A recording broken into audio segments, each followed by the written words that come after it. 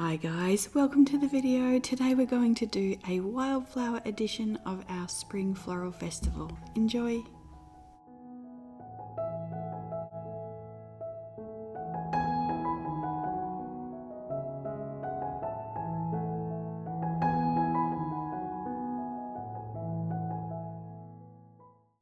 So far we've done 3 videos in this series and they've all been about magnolias. They were so beautiful and so I wanted to paint them in quite a few different ways.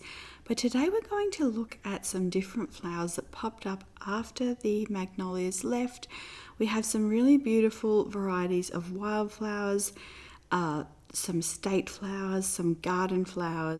Some flowers I had never heard of before and some I had heard of but hadn't seen in real life, so it's been a real treat and I wanted to share that with you and kind of continue the floral festival here. So you can see the first flower here that we're looking at. This is a azalea or a rhododendron, and this is the great laurel variety, so I feel like this is probably kind of based off mountain laurel, which we'll also have a look at in this video. But this was just such a nice surprise and a really beautiful bush. You can see the really pale flowers there and the really bright buds, so it's really a lovely one. We will paint this at the end.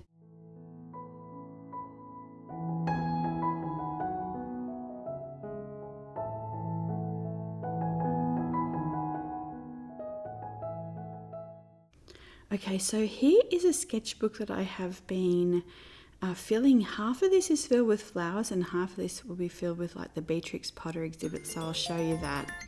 It's still not quite ready, but yeah, so you can see some of the flowers here that I worked on.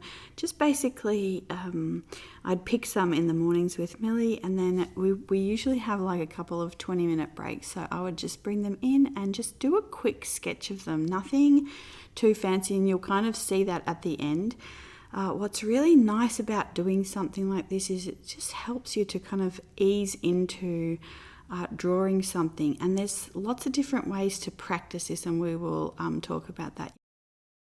So these are daffodils, and there was like the really pale ones and then the larger ones, and I really liked kind of looking at the way that the petals were like folding and kind of twirling. And then this shoe was actually, you can see the little dianthus flowers there. It was kind of inspired by those. So yeah, even flowers can inspire you to, you know, maybe come up with a color scheme for something else. So for the last few years I've been trying to paint more on location or from life. So and I get questions like, do I prefer painting that way or painting from photos? And you can see here that I've picked the flower, I have it there, and it's very interesting and valuable to be able to look at it, to see the structure, to see the size and compare that. But at the same time, photos are really valuable to me. Like if the flower dies, I still have a record of things that I wanted to look at. If you are on location and then you forget kind of something that was in the scene, you can go back and look at them.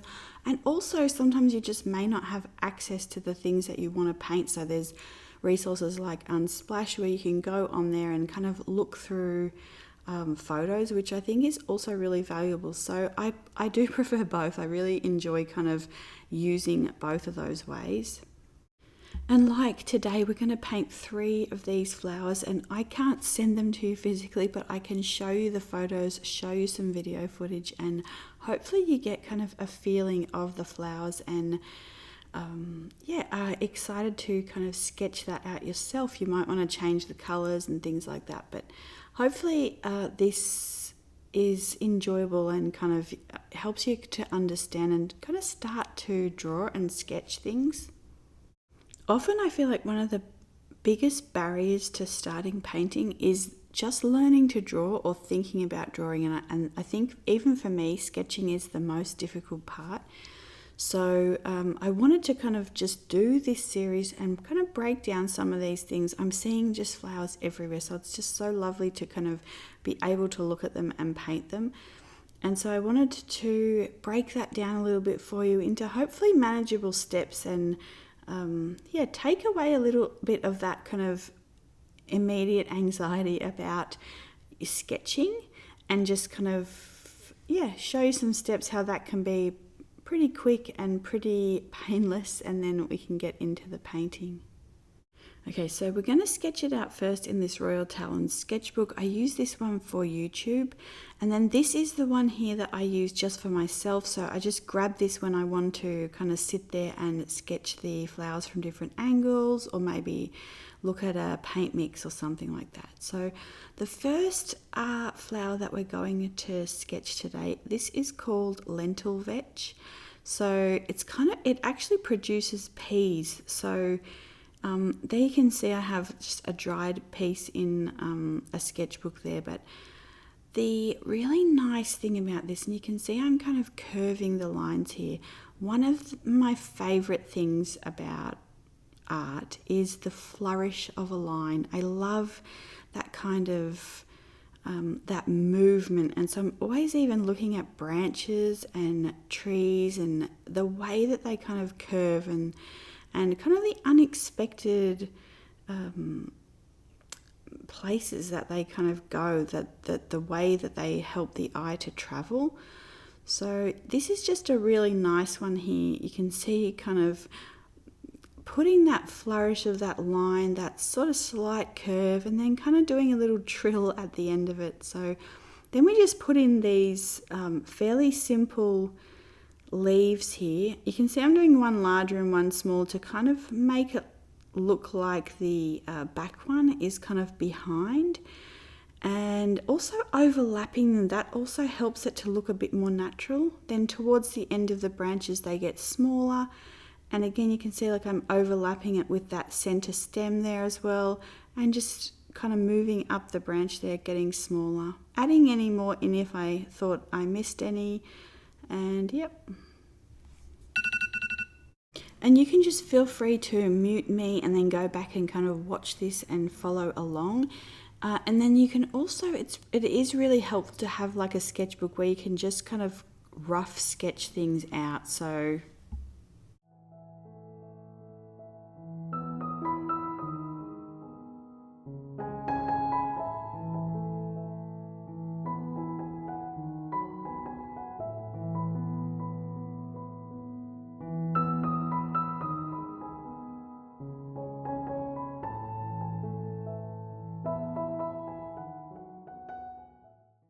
okay, so we put in the little flowers, and look at these cute little peas. They are literally like 4 or 5 millimeters. So I wanted to add those in on the stem here. You can see my first attempt there, yes. It's interesting, like when you're trying to draw something that you know exactly what it looks like, but then your hand-eye coordination, it does take a while, and you might have to go back and look.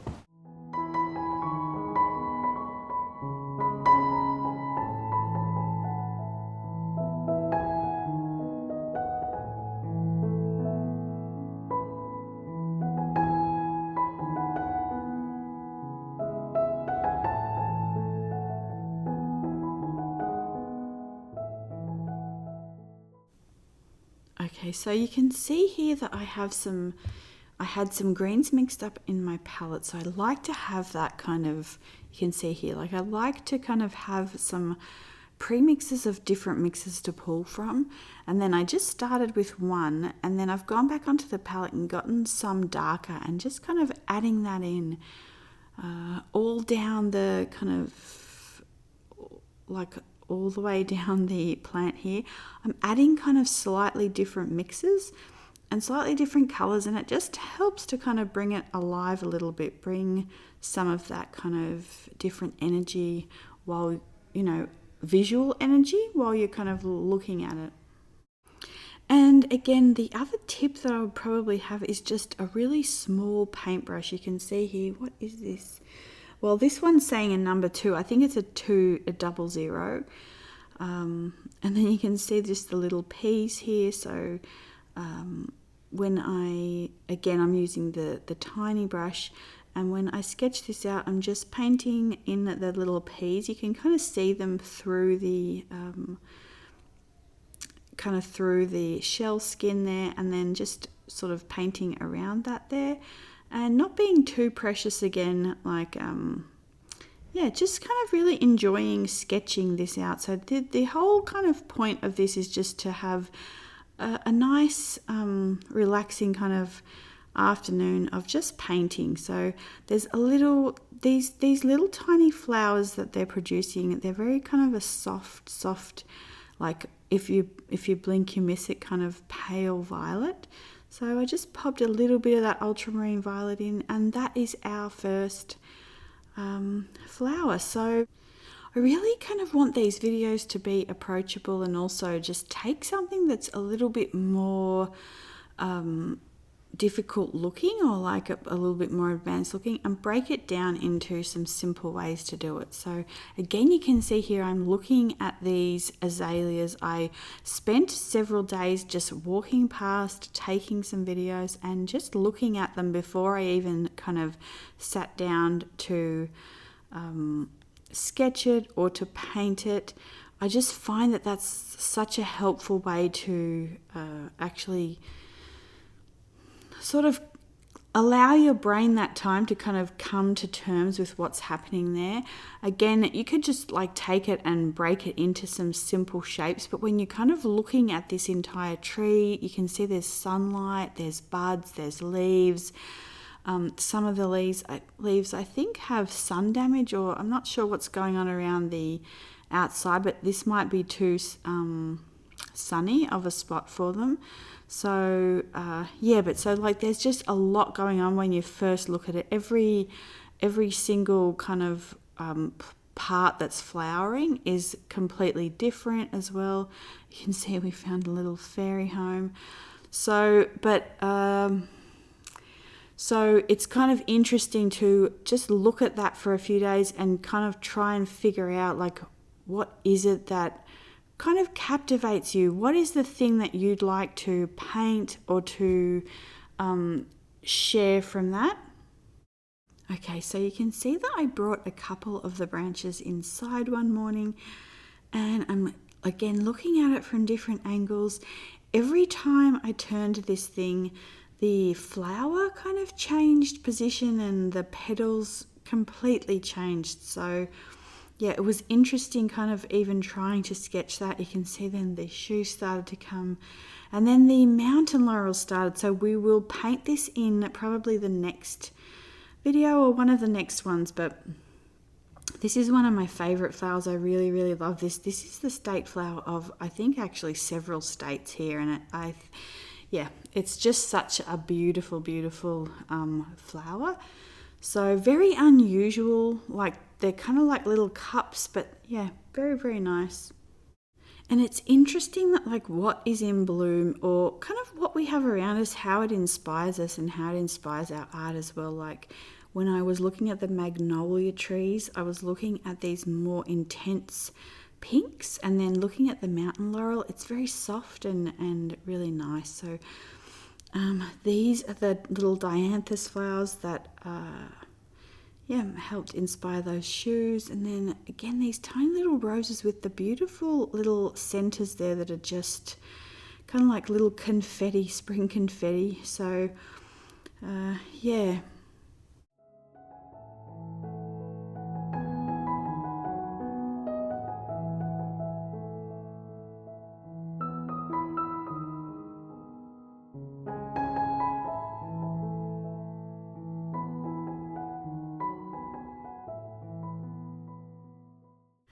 Okay, so the next thing we're going to paint is part of the daisy or aster family. This is called fleabane, and I think in Victoria times they thought that it would keep ticks and fleas away. So it's just this beautiful little flower. The colours are gorgeous. So again, you can see kind of the flourish of those stalks there, and then kind of at the base of the flowers, there's kind of these little cups there. So you can see I'm struggling to kind of sketch that on camera here, but yeah, so yeah, again, I'm just looking at these flourishes. I really love kind of the way that the line moves and the way that draws your eye.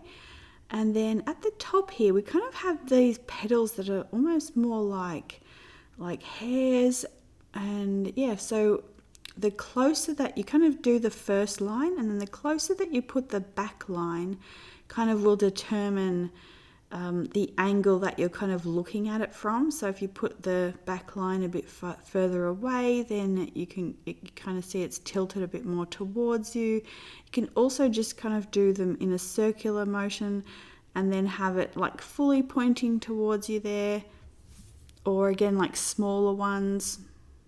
And quite a few of them grow on one stalk, so when you see them, then often there's just a little leaf there as well, but when you see them all together on this one stalk, it's quite complicated looking, but then when you break it down into these parts, there's just only a few kind of things going on here, and then you can kind of just simplify that into an approachable way. So here I'm again picking from those kind of mixed greens on my palette, and I'm just popping in kind of brighter greens, and here I'm just taking a little bit of something that's more of a brownie mix and putting the leaf in, and then I'll also put a little bit of green there towards the tip.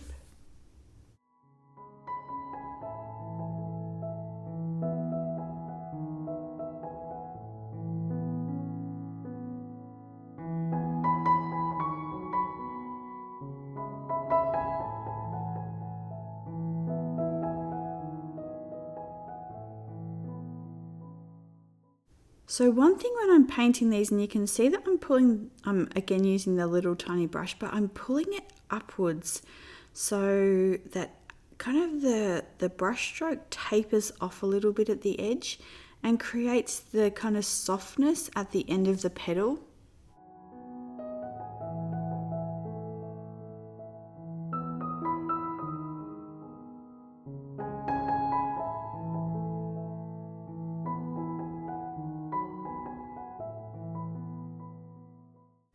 So for the petals, I used Turner's Pale Wisteria, which is kind of like an ultramarine violet and white mix.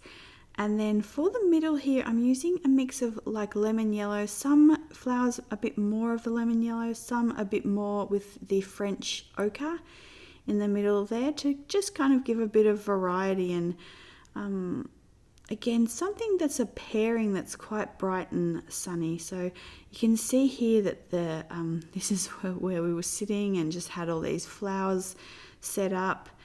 But what was I going to say?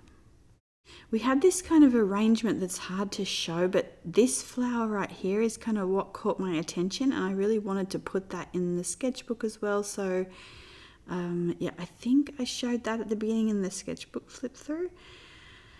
And yeah, so again, some more little flowers that we will work on in upcoming videos. But you can also use them, if you are like painting these and you're inspired to keep adding to your flowers, just feel free to do so. That's really lovely. But so you can see here, this is kind of my kitchen table studio setup. And so there were flowers going everywhere, and let's see. So at this point, like I just had brought in this whole kind of collection, this little kind of,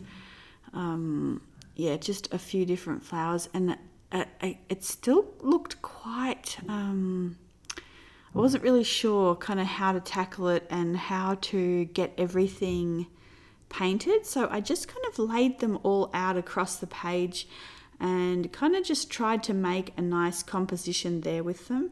And then that way, when I could just kind of go across the page, sketch one, and then like move things along. I knew I didn't have a lot of time, one, because I needed to get back out with Millie, but two, because the flowers would wilt, which actually helped to kind of just get me motivated to just get something on the page and not worry about whether it was too perfect or not. But that actually just really helps to, these little buttercups, but that really just helps to kind of get you started, and then kind of thinking about really just how to paint things and helping you to kind of get those techniques down. So all of the things that we paint today and the techniques that we're learning will be really valuable when you go to kind of work on other paintings. That's what I've kind of aimed for, at least. This kind of spring and summer festival of just immersing ourselves in flowers, in sketching them, in painting them, thinking about the forms, and also thinking about painting and watercolor and how to kind of build up paintings. So I also really enjoyed it when the flowers did start to wilt a little bit. You got the petals curling in some really nice ways, and that is really interesting to paint as well. Okay, so the last flower we're going to paint is this little great azalea. I was debating whether to do the double flowered one, but so we're just going to do this one. So again, like the magnolia, we're starting with what is closest to us, what we can kind of see in the center closest to us, and then we go kind of with the side, either leaves or petals or kind of part of that. And when you're kind of doing the initial sketch, again, like hopefully just in a sketchbook that's not, you don't have to paint this, just kind of try and work on the sketch there first. And so it's okay if things aren't perfect and you're kind of just looking at the form and just kind of investigating the form and how that all works. And then so kind of we put that in, and then again, this is like the flower part here. So what's interesting about this is all of these, except for this little one here, which was kind of curling over, these ones were all quite long and quite unusually shaped, the direction that I could see them from. So I absolutely just went with that, and anyway, it's interesting kind of when you kind of between what you think of a flower and then kind of looking at the actual flower that you have in front of you and kind of seeing how that works. So anyway, that is kind of our rough sketch, our kind of preliminary sketch. And then I have done sort of a more polished one in the actual watercolor sketchbook. And so we're just using a mix of Isero Rose and Pyrrole Orange here. So the orange just warms it's kind of like a quinacridone rose, but this one's a little bit on the cooler side. So the orange just warms it up a little bit. And yeah, we start putting that in. And then you can see here I'm getting a little bit of the lighter green. Again, I've gone back to a tiny brush and I'm adding that in. I'm also just adding some other sort of more neutral greens, but again, you can see I'm keeping it very soft and just kind of blending it in. I could see that the kind of this part of the kind of stem of the individual buds there, it was kind of blended from the green into the pink. And yeah, just continuing to kind of work this up slowly. Botanical art is a lot about layers, and I find also for me that just regular, like anything I paint, I really like to start in lighter layers and then kind of build on that and build on that. So once this part was dry, I went back in with some of the same mix and put in some of those creases that you can see on the photo. And again, I'm not exactly like looking and checking the photo every time. I'm just kind of putting in generally where I thought I saw them, but you can also, do this more consistent with the photo if you want. So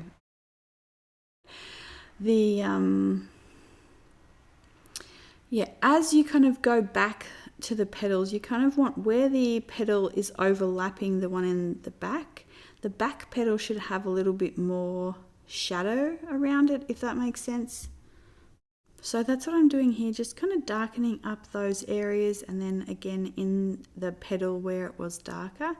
Then I go back in and do a similar thing with the greens. So where I can see kind of the green behind or at the back of the leaf, I'm just adding more like a glaze of green, and I kind of do that all around.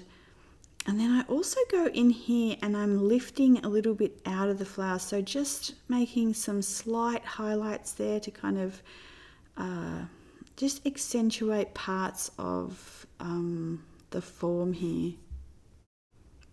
So yeah, just kind of lifting a few things out. Then I'm mainly using paint water here. It's basically dirty paint water. The water's kind of got the pink with just a little bit of like desaturated with a little bit of the green, so it's working as a very pale kind of layer there. And then I am putting in some of the lemon yellow here, just straight into the kind of other wet watercolor, and then using a little bit of the yellow on the tips of the stamen there. I'll also add a little bit of orange for some of them, or a little bit of pink, and some kind of mixes there because I can see that kind of in the reference. And then yeah, just kind of adding some very, very watery pale colors there for the stamen. You can see that I have left the pencil lines somewhat dark, like they're visible, and I don't mind that. Like, I find that that's part of my style, I guess, but you can definitely erase those a little bit more to make them less visible as you do this. And then again, you can see here I'm taking some of that, like the pink color, but this is a lot more watered out, and just kind of adding that around the sides and kind of dry brushing it into the middle. So I'm taking some of these kind of more neutral mixes on my palette and just kind of adding a little bit of that into the center, giving a little bit of shadow there, but not too much, because these flowers, they're quite delicate and they don't really have like a huge amount of contrast there. So trying to keep that in mind as I do this.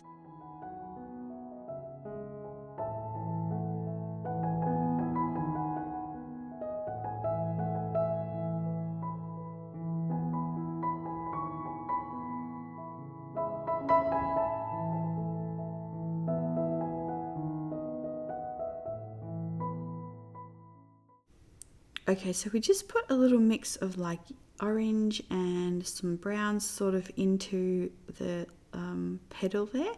And now I'm just taking a little bit of like a violet earth, this is Caput Mortuum, and mixing it in with the pink like mix that we had, and just kind of going in and darkening up kind of my final layers of some shadow areas on the flower there. And then that's it. So hopefully this was exciting.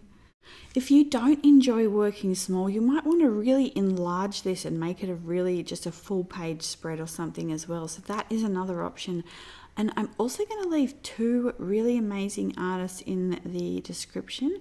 So one video Kristine Art just put out on like mixing colors for flowers, which I think is so beneficial. And then one is Diane Sutherland. I love her work. She's got some courses I'd really love to do. So she is an incredible botanical artist. But the other thing that I wanted to say before I leave is that the very first time I painted a flower, this is basically what I painted. And then I put down watercolor for several months. I'm like, oh no, I cannot do this. So, you know, just build up slowly.